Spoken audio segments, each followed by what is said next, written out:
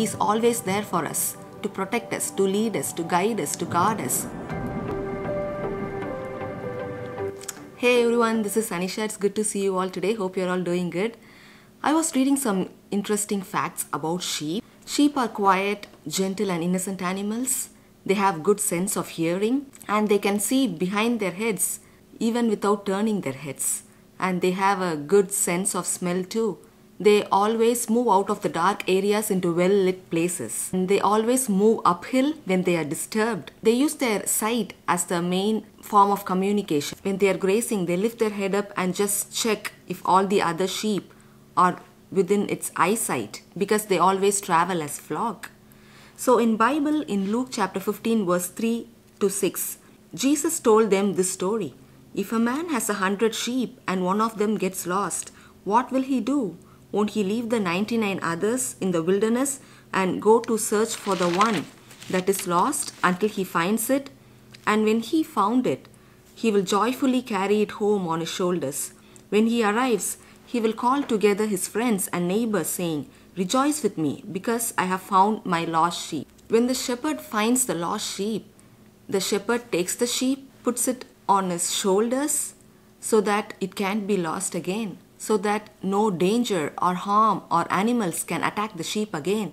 The same way, Lord Jesus, our good shepherd, when we were lost, He found us, He took us, He carried us, and He has kept us safe on His shoulders, where dangers or attacks or evil or nothing can touch us. He did this rejoicing with great joy in His heart. He loves us so much. And being in His shoulders is the safest place for us. He is our refuge, our fortress. We can run to Him whenever we need, whenever we want. We can just rest in Him, abide in Him. In the Old Testament, in Leviticus chapter 4 and verse 32 to 35, it has mentioned about the sacrifice of a sheep. When a normal man sins against God, he takes a sheep to the priest, and the sheep should be without any blemish or wrinkles or any spot. When he takes the sheep to the priest examines the sheep. The priest does not examine the person who brought the sheep, but the priest examines the sheep if the sheep is without blemish or spot or wrinkles. The person who brought the sheep has to lay his hand on the head of the sheep so that all his sins, whatever things that he did, will be transferred to the sheep, and the innocent sheep is now filled with the sins of the man. And then the sheep is slaughtered. The man is free to go. His sin is forgiven. His conscience is made clear. He is good to go. So in Leviticus, it says, through this process, the priest will purify the people from their sin, making them right with the Lord, and they will be forgiven. So he is free to go now. He can enjoy all the blessings. The same way, Lord Jesus, the Lamb of God who takes away the sins of the world, He came down for us. He took us part. He died for us. All our sins were transferred to Him, and His righteousness and His goodness has been transferred to us.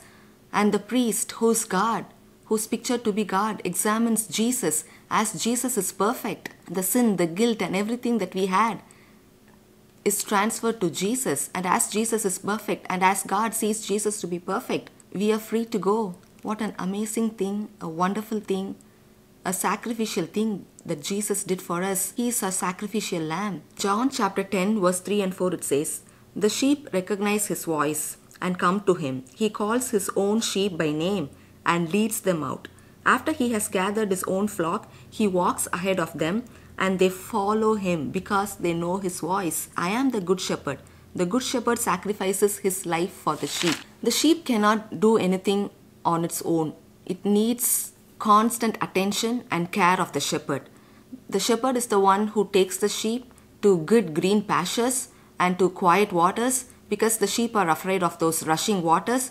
So the shepherds make sure that they take the sheep to quiet, peaceful streams or creek of water that flows slowly so that the sheep can relax and drink. The sheep fully depends on the shepherd for food, for living, or wherever the shepherd takes them, the sheep follows them. The sheep knows their voice, listens to the voice, and can identify the shepherd's voice, even though there are a different flock of sheep and different shepherds who are nearby. When his shepherd calls the name, the sheep can recognize his voice and follows his shepherd. How amazing is that? They have a good sense of hearing. As long as the sheep remains under the shepherd's care, it is well nurtured, it is well taken care of, and it's fulfilled and happy. But if the sheep chooses to wander off, then it's lost and it can survive on its own. It's prone to being attacked by all the animals, and there is a lot of danger out there. When they are lost, they end up being in need of the shepherd who has to come and rescue them again. Jesus is a good shepherd. He is the one who leads us to good green pastures and quiet waters.